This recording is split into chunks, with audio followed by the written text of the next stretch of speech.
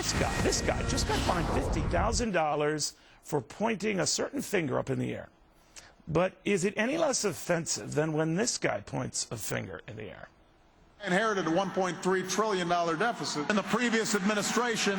These past 8 years, I inherited a $1.3 trillion deficit thanks to the bad regulatory policies of the previous administration. we inherited a big mess. You got a $1.3 trillion deficit that we're inheriting. My administration inherited a fiscal disaster. We can't change the past, but we can change the future. So, can you play the blame game and still be a great president, whether you're on the right or the left with this now presidential historian? He's a historian among a lot of things, not just presidential, but everything. Doug Brinkley. Douglas, good to see you. Nice to see you, Neil. You know, you invariably hear, and I do, from a lot of big Obama backers and supporters, say,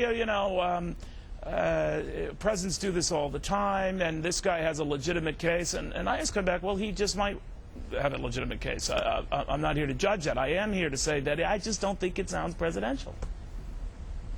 I think it's a mistaken policy at this juncture. It used to be, for example, Ronald Reagan could beat up on Jimmy Carter's legacy back in the 80s because the news cycle wasn't so fast. But to be this far into 2010 and have President Obama still evoking George Bush, and the problem is he's, I think, spending too much time trying not to be George Bush. He had made campaign promises on Iraq, on Gitmo, going into New York with the terrorist bomber, and then there's a kind of a renege, and part of it is a fear of, I think, of using executive power and a constant desire to tell people how tough he has it. Well, people want a Harry Truman president. If you can't take the heat, get out of the kitchen. So I think it's a mistake to kind of be doing what they used to say about Jimmy Carter, a kind of malaise approach. I think he needs to stop putting blame on other people, inspire the country with a kind of new optimism right now. The other day, I think yesterday, he criticized Las Vegas. Don't spend your money in Las Vegas. Don't buy a new boat. Right. That was a lot like Carter saying, keep your lights off.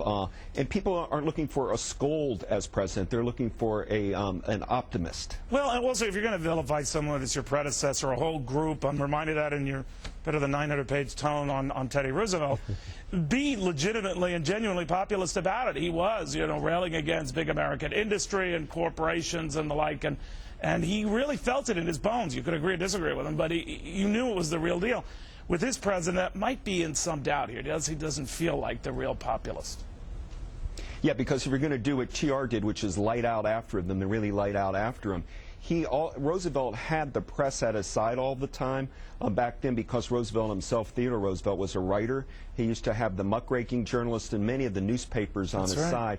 We're in a different media climate. It's very divided now. The country is sort of in the center or center-right, and that while some media is sticking with Obama, others are starting to drift away.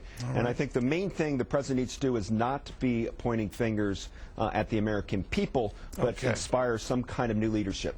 All right, Douglas, great seeing you.